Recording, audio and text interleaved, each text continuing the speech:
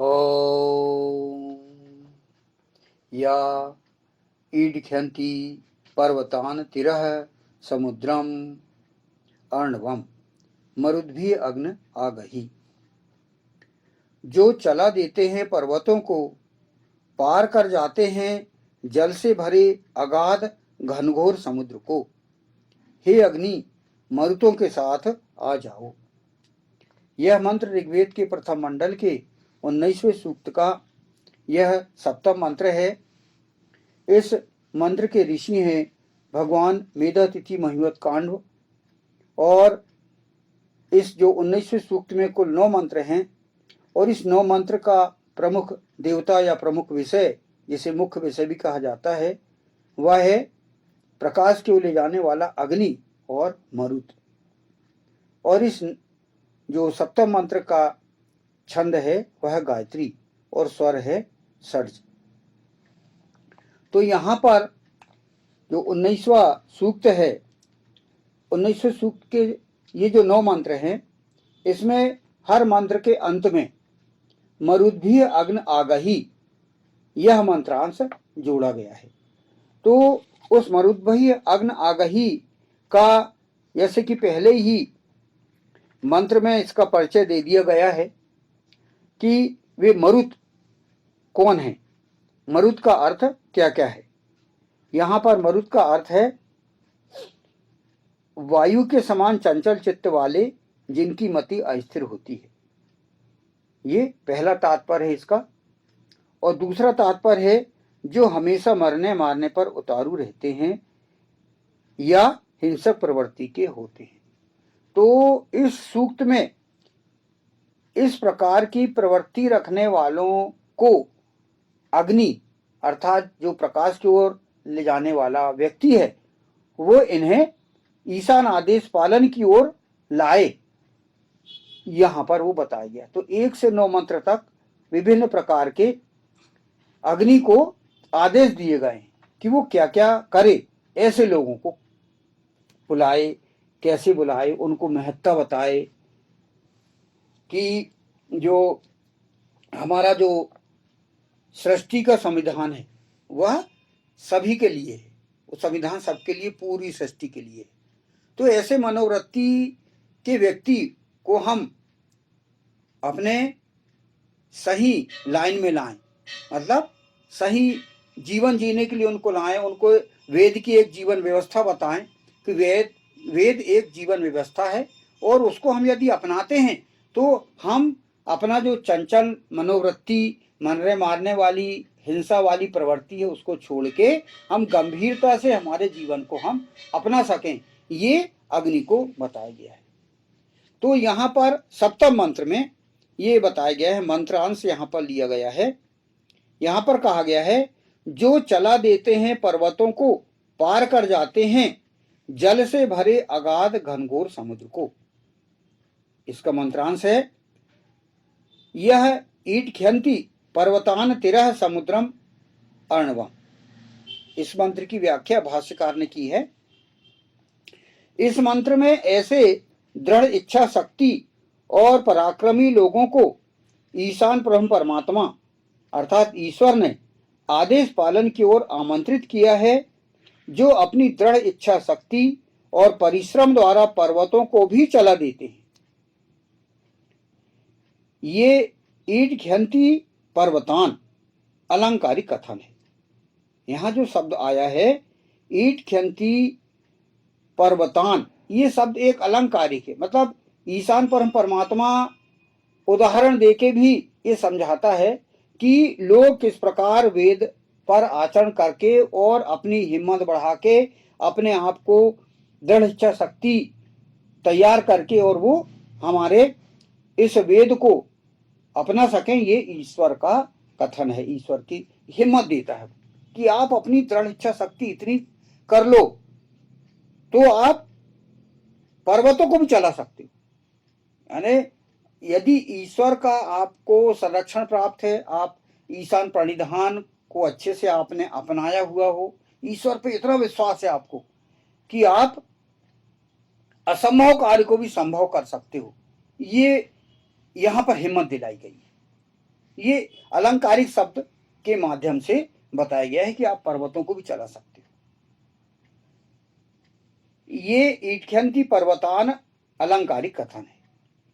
तात्पर्य है ऐसे लोग असंभव दिखने वाले कार्यों को भी संभव कर देते हैं तथा जल से भरे अगाध घनघोर समुद्र को भी पार कर जाते हैं। तिरह समुद्रम अर्णवम पुनः अलंकारिक कथन है। तात्पर्य है उनके मार्ग में कितनी घोर घनघोर गहन समस्याएं क्यों ना आए, वे उन्हें पार करके अपने लक्ष्य को प्राप्त कर लेते हैं। ऐसे लोग धर्म संस्थापन के कार्य में यदि संलग्न हो जाएं तो वे उसे संपन्न करके ही दम लेंगे। ये ईशान परम परमात्मा आपको हिम्मत दिलाता है, कहता है कि आपके अंदर दृढ़ इच्छा शक्ति पैदा करो, क्योंकि यदि ईश्वर पे आपका विश्वास है और आपके साथ यदि ऐसी घटनाएं हो गई हैं तो आप ईश्वर पे, ईशान परम परमात्मा पे विश्वास करने लगोगे और आपकी जो इच्छा शक्ति वो बढ़ जाएगी और आगे फिर आप रिस्क लेने लग जाओगे। तो यहाँ पर धर्म संस्थापन के काम में संलग्न जो व्यक्ति है उसको यदि व्रतों से लड़ने के लिए, व्रत ऐसे जो कि छुपाते हैं, छुपाए हुए रखते हैं, जैसे मेघ जो है जब छाया जाता तो स्वच्छ बादल नहीं दिखता, तो मेघ के समान जो व्यक्ति अपने प्रवृत्ति बनाए हुए हैं, अपने जो विचारधारा को प्रकट नहीं करते, तो ऐसे लोग जो है वो छुपे हुए रहते, तो उनको निकालना, उनको क्लियर, उनके विचारों को शुद्ध करके और उनको अपने धारा में लाना, धर्म की धारा में लाना, तो ये कार्य धर्म संस्थापन करने वालों का है। तो यदि किसी लगता है व्यक्ति को कि भाई कोई कार्य असंभव है और उसको ईश्वर पे विश्वास है, धर्म संस्थापन उसका करना ही है, तो वो करके ही रहेगा।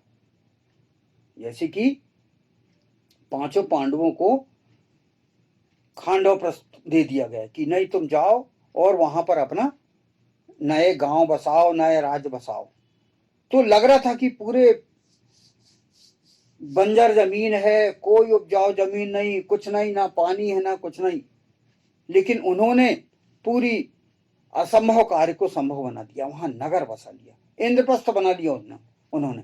देखो, जब हम महाभारत सीरियल देखते हैं या महाभारत का हम पार्ट खोलते हैं, उनको देखते हैं, तो बताओ कि वो किस स्थिति में था वो प्रदेश, है ना, पूरा बंजर जमीन थी और उसके बाजू में नागलोक बसा हुआ था। तो उन्होंने असंभव कार्य को संभव बनाया, एक इंद्रप्रस्थ बना लिया जो कि आज दिल्ली कहलाता है। तो वो असंभव कार्य को संभव उन्होंने बना लिया क्योंकि भगवान कृष्ण का उनको सहारा था और धर्म संस्थापन भगवान कृष्ण ने प्रारंभ किया था।